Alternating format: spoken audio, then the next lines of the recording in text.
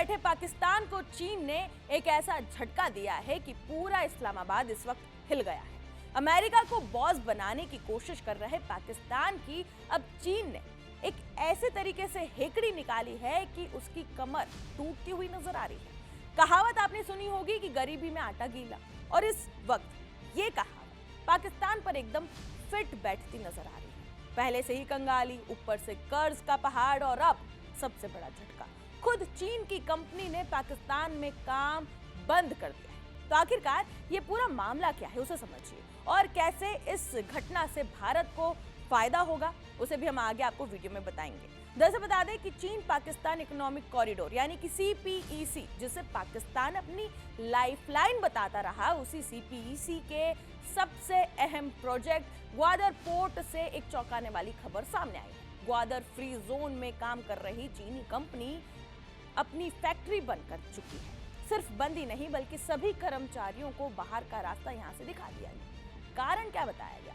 Company ने यह साफ कहा है कि खराब कारोबारी यहाँ पर माहौल है, ऑपरेशनल दिक्कतें हैं, शिपमेंट अटक गई है, एक्सपोर्ट्स पूरी तरीके से रुक गया है और यहाँ पर लगातार घाटा हो रहा है। यानी जिस पाकिस्तान को चीन अरबों डॉलर देकर खड़ा करना चाहता था, वही पाकिस्तान अपने ही सिस्टम से विदेशी निवेशकों को भगाने में लगा हुआ है। अब जरा CPEC का पूरा खेल समझिए। साल 2015 में करीब 60 अरब डॉलर के इस प्रोजेक्ट की शुरुआत हुई। मकसद था चीन को ग्वादर के जरिए अरब सागर तक सीधी पहुंच देना।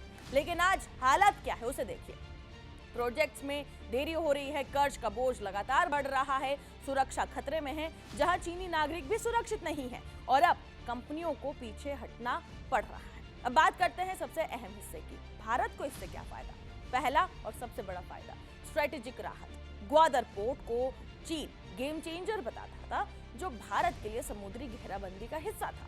लेकिन अगर वही प्रोजेक्ट अटकने लगे तो भारत पर दबाव अपने आप कम हो जाता। दूसरा फायदा, इंडिया की ग्लोबल इमेज मजबूत। जब विदेशी कंपनियां पाकिस्तान से निकलती हैं तो वो स्टेबल और सुरक्षित मार्केट ढूंढती है, और यहाँ भारत एक भरोसेमंद विकल्प बनकर सामने आता है।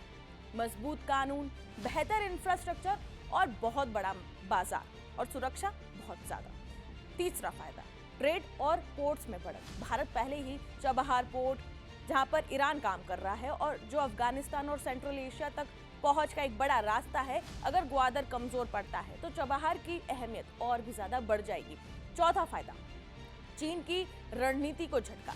चीन का स्ट्रिंग ऑफ पर्ल्स प्लान, जिसमें हिंद महासागर के चारों तरफ अपने पोर्ट्स बनाना शामिल है, उसमें ग्वादर एक अहम कड़ी था, और अगर वही कड़ी कमजोर हो जाए तो पूरा नेटवर्क प्रभावित हो सकता है, धराशायी हो सकता है। पांचवा फायदा, निवेश का डाइवर्जन। जो निवेश पाकिस्तान में जाता था वो अब भारत, वियतनाम या इंडोनेशिया जैसे देशों की तरफ मुड़ सकता है, और इसका सीधा फायदा भारत की मैन्युफैक्चरिंग और रोजगार को मिल सकता है।